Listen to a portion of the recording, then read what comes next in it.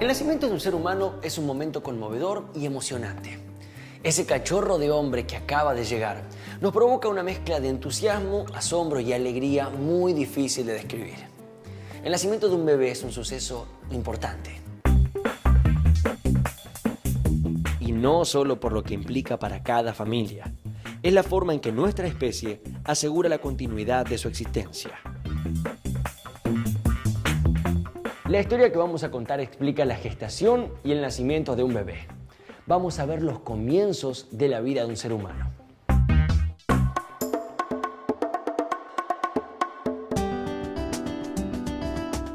La reproducción de la especie humana es sexual. Para que se produzca un nuevo individuo debe darse la fecundación, la unión entre dos gametas, es decir, las células sexuales o reproductoras masculinas y las femeninas. Las gametas son un tipo especializado de células que llevan en sus núcleos la mitad de información hereditaria que el resto de las células corporales. Cuando las gametas se unen en la fecundación, se forma la cigota, que es la célula inicial de un nuevo individuo, y se vuelve a tener la cantidad de material hereditario de su especie. Las dos gametas que se unen son un óvulo y un espermatozoide. Los óvulos son las células más grandes del cuerpo humano. Tienen forma esférica y miden aproximadamente 0,14 milímetros de diámetro. Por otra parte, los espermatozoides están especializados en el transporte de su información hereditaria. Son células que tienen un cuerpo celular pequeño llamado cabeza, formado casi totalmente por el núcleo celular que lleva la información hereditaria proveniente del padre. Tienen además una cola muy larga o flagelo que les sirve para desplazarse en un medio líquido. La cabeza es algo cónica y esta forma facilita la penetración en el óvulo. Incluida la larga cola, un espermatozoide es 3 veces más pequeño que un óvulo y mide aproximadamente 0,05 milímetros. Los óvulos se producen y maduran en órganos sexuales o gónadas denominados ovarios. En cualquier especie animal, los individuos que poseen sistemas reproductores con ovarios son los femeninos. Los espermatozoides se producen y maduran en los órganos sexuales o gónadas llamados testículos. Los individuos de una especie que en sus sistemas reproductores poseen testículos son los masculinos. Hasta el momento sabemos que tanto los hombres como las mujeres son indispensables para garantizar el proceso de reproducción de la especie humana.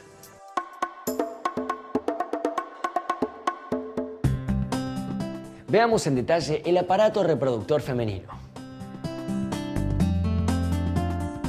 Los ovarios son 2 órganos pequeños del tamaño de una almendra. En ellos se producen los óvulos y las hormonas sexuales femeninas. Las trompas de falopio u oviductos conectan los ovarios a un órgano muscular hueco llamado útero. El interior de las trompas está recubierto por una mucosa con filamentos dispuestos como pelos. La función de las trompas es transportar el óvulo desde el ovario hasta el útero. En las mujeres, por lo general, cada unos 28 días se produce la ovulación. Uno de los ovarios femeninos libera un óvulo en condiciones de ser fecundado. Enseguida, el óvulo se desliza por la trompa, ayudado por los filamentos y por las contracciones musculares de las propias paredes de las trompas. Este es un momento muy importante. Si los espermatozoides llegan hasta el tercio superior de la trompa y uno logra ingresar al óvulo, este queda fecundado. Se forma la cigota y desciende hasta el útero, donde se implanta o se anida. Si el óvulo no es fecundado, se desintegra. El útero o matriz es el órgano muscular hueco del tamaño de una pera donde se alojará el embrión y se desarrollará el feto. El cuello de útero o cérvix conecta con la vagina, que es el conducto que recibe al pene. La vulva es la entrada al sistema reproductor femenino y tiene labios, que son repliegues de piel que protegen esa entrada. Así es el aparato reproductor masculino. En el sistema reproductor masculino, los testículos se hallan dentro de una bolsa de piel con una capa muscular interna que lo sujeta, llamada el escroto. En los túbulos seminíferos de los testículos se producen los espermatozoides y las hormonas sexuales masculinas. De la parte de atrás de cada testículo sale un epidídimo, un conducto enrollado donde maduran y se guardan los espermatozoides. El sistema continúa con los vasos o conductos espermáticos. En ellos vuelcan la vesícula seminal y la próstata, órganos que aportan diferentes sustancias al semen para nutrir y permitir el movimiento de los espermatozoides. El tubo que va de la vejiga al extremo del pene es la uretra, que en la salida de la vejiga se conecta con el conducto espermático. La vejiga no pertenece al sistema reproductor, sino al sistema excretor urinario. La uretra es un tubo compartido por ambos sistemas que cuando lleva esperma no lleva orina. Los aparatos masculino y femenino de la reproducción tienen, por supuesto, importantes diferencias, pero también tienen importantes similitudes.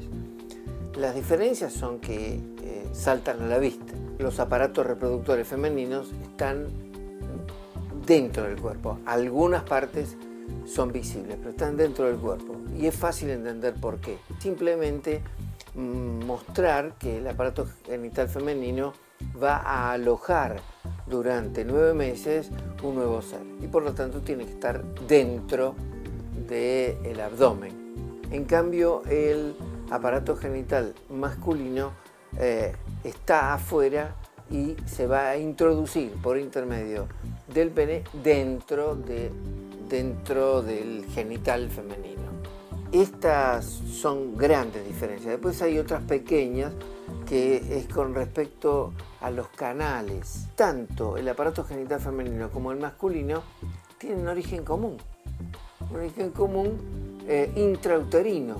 A las pocas semanas de la concepción se diferencian ambos producto de un cerebro, entre comillas, particular, que son los cromosomas. Si es XX, esos conductos van a determinar ser aparato genital femenino. Y si son XY, eso va a determinar que los conductos se dirijan hacia la parte externa y por lo tanto serán masculinos. Los humanos nacemos con uno de los dos modelos del sistema reproductor, y esas son nuestras características sexuales primarias. Sin embargo, no somos capaces de reproducir óvulos y espermatozoides maduros hasta la pubertad. El tránsito entre la niñez y la adultez es la pubertad. Al final de este periodo, un hombre producirá espermatozoides en forma continua con ambos testículos, y una mujer, en general, producirá un óvulo maduro cada 28 días, alternativamente de uno y otro ovario.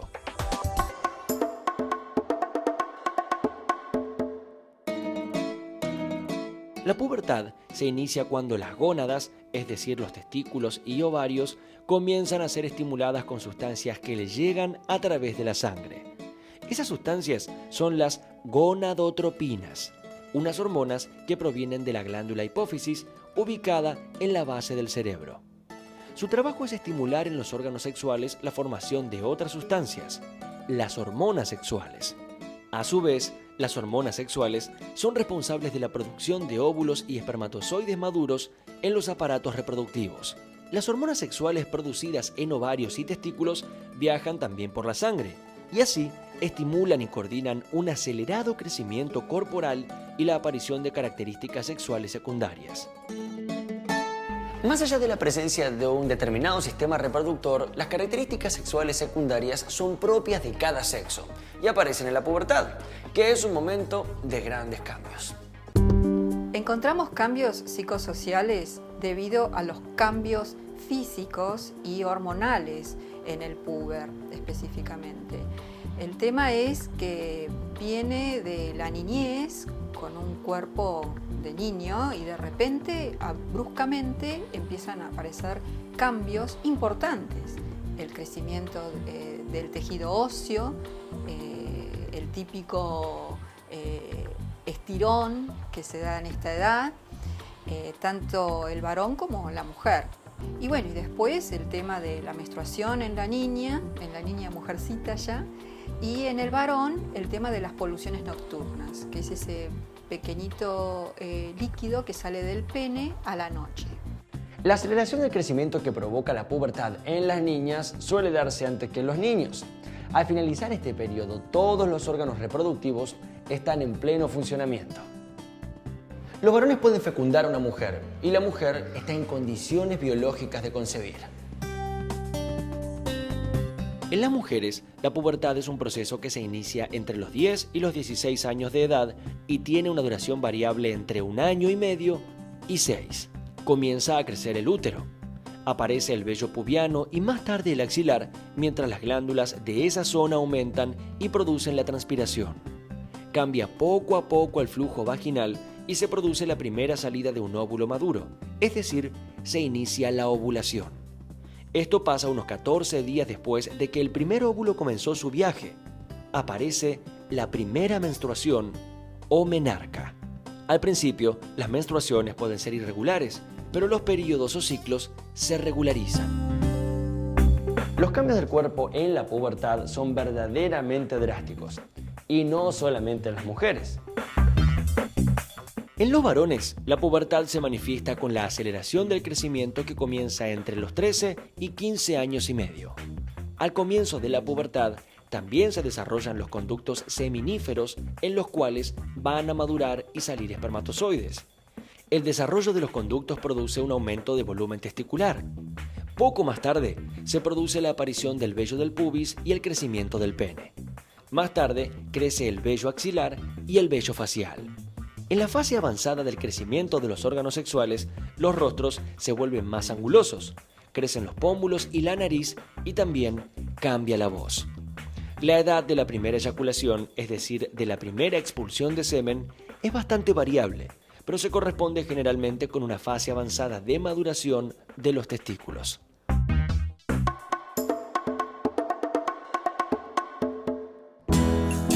Para que comience la reproducción es necesario que se produzca la fecundación, el encuentro y la unión o fecundación de un óvulo y un espermatozoide.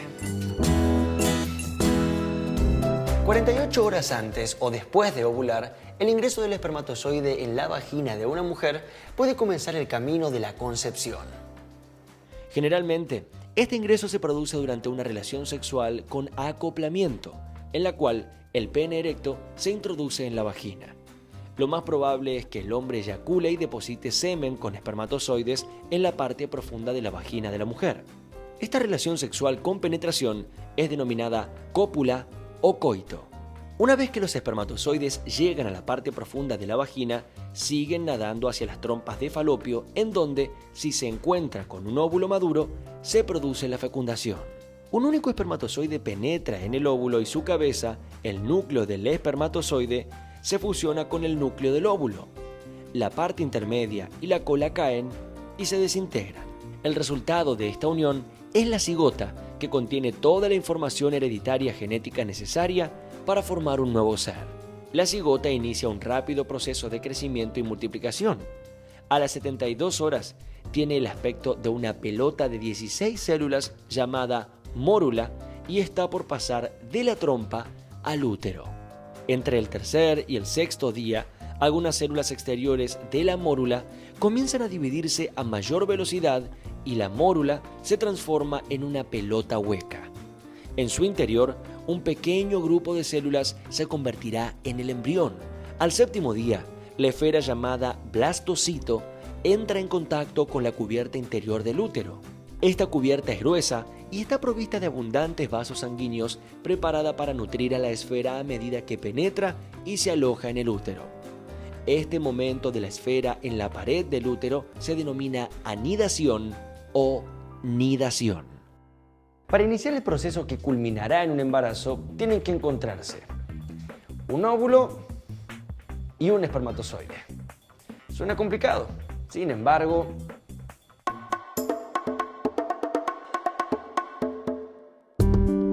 la gestación es la etapa, el periodo en que una mujer en edad fértil aloja dentro de su útero, de su vientre materno, el producto de haber sido fertilizada durante más o menos 40 semanas o 9 meses, este ser que se está formando dentro de su vientre, que va a ser su hijo.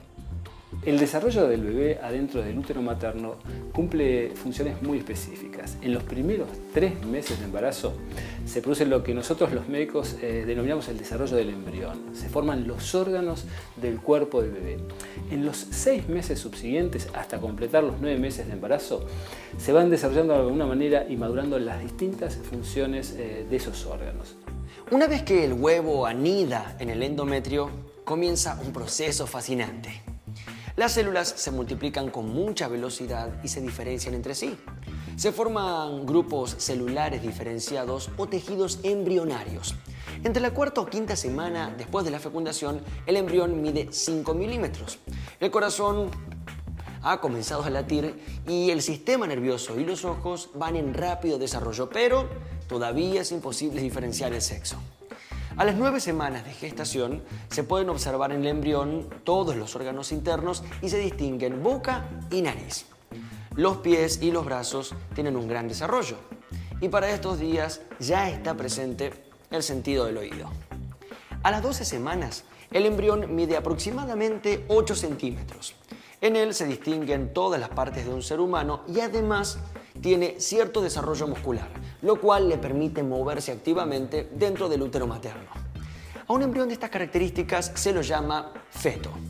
A las 16 semanas, el embrión mide unos 26 centímetros, tiene crecidas las cejas, las pestañas, las uñas y su cuerpo se recubre de un vello muy fino.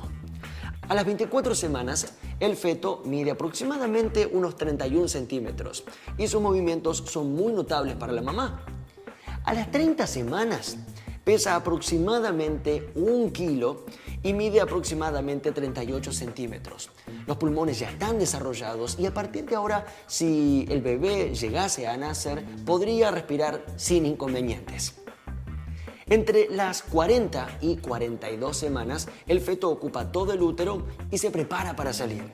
Cuando se aproxima el parto, se ubica cabeza abajo, puede medir aproximadamente unos 49 centímetros y pesar entre unos 3 y 4 kilos. Ya está listo para nacer.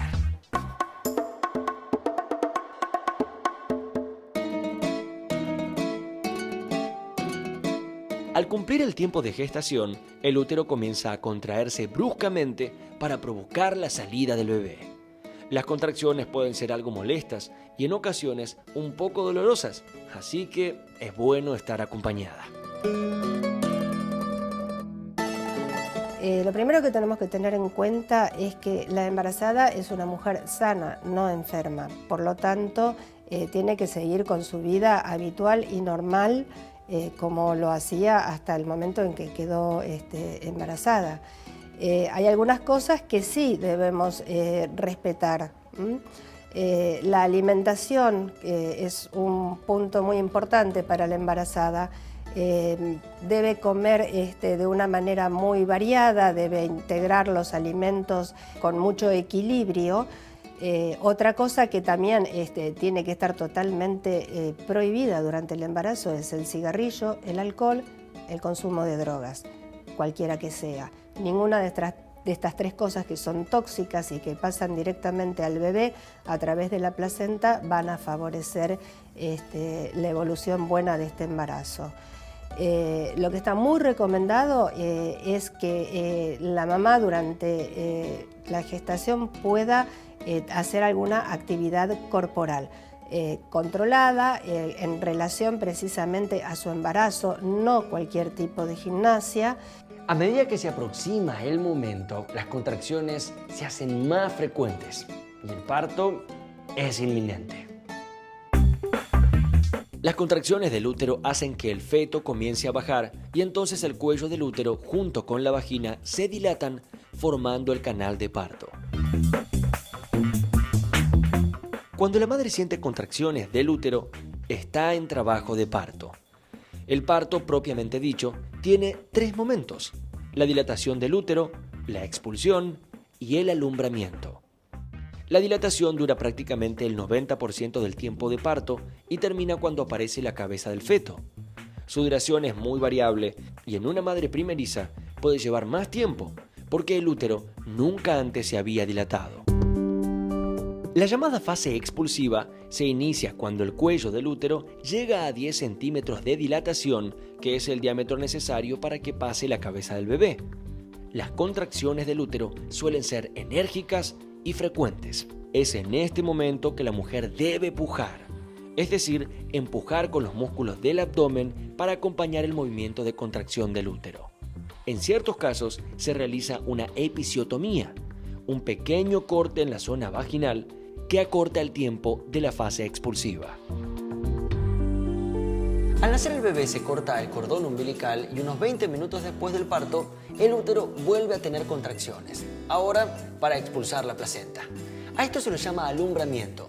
Por último, los médicos y la partera asisten a la madre para que ningún resto de placenta quede en el útero, porque esto puede traer complicaciones y ser muy grave. El parto terminó. La mamá y el bebé pueden descansar. En cuanto a la observación del parto natural y o cesárea, o sea, las dos formas de terminar una gestación, yo creo que obviamente siempre estamos con la tendencia de poder lograr un parto natural, tanto nosotros los que trabajamos en el área de obstetricia como las mamás. El tema del parto normal es que atravesamos un periodo de contracciones uterinas que por ahí pueden provocar ciertas molestias en la madre. Tenemos recursos muy buenos para aliviar el dolor. No son los trabajos de parto tan tediosos que se veían hace muchos años atrás. Luego se produce el parto y esta mujer que ha tenido un hijo por parto normal, en 3 o 4 horas está levantada, caminando, tiene una dieta general y comienza a hacer una vida normal en este corto plazo. Con una cesárea, lo que sucede es que es un acto quirúrgico, ¿sí? Entonces, tiene que recuperarse de un posoperatorio. Muchas parejas eligen planificar cómo, cuándo y cuántos hijos desean tener. Según sus posturas religiosas y culturales, pueden elegir cómo serán sus familias. Y para esto existen diferentes métodos. Un método anticonceptivo es, la palabra lo indica, es un método que sirve para evitar la concepción.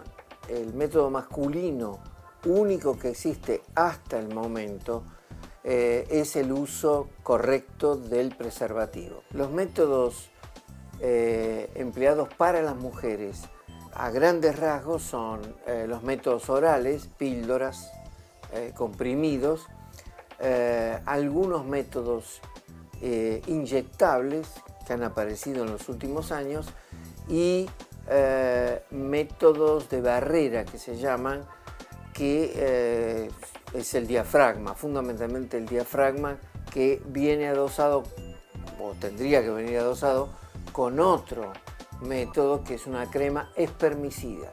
Tiene una doble finalidad, es decir, por una parte facilita la introducción del diafragma y por otra elimina los espermatozoides. El uso responsable de un método anticonceptivo como el preservativo nos protege también de enfermedades de transmisión sexual como el SIDA o la hepatitis B. La prevención del SIDA hoy digamos, se reduce en forma importante en el uso correcto del preservativo para los varones. Esto necesita ser aclarado en algo muy común que pocas veces se difunde, y es que el ser humano varón, sobre todo en la adolescencia y la juventud, tiene una emisión de líquido espermático. El líquido preeyaculatorio puede transportar no solamente espermatozoides, también puede transportar virus. Por lo tanto, usar tardíamente el preservativo y no de entrada puede infectar, en el caso, obviamente, de que el hombre tenga o esté infectado por el virus VIH. Las especies se perpetúan porque nuevas generaciones van sustituyendo a las que mueren. La concepción y la gestación que dan lugar a los nacimientos y a la reproducción son actos que renuevan la vida. La llegada de nuevos individuos a una familia no es solo un fenómeno biológico de continuidad de la especie, sino también el inicio de vínculos sociales y afectivos importantes.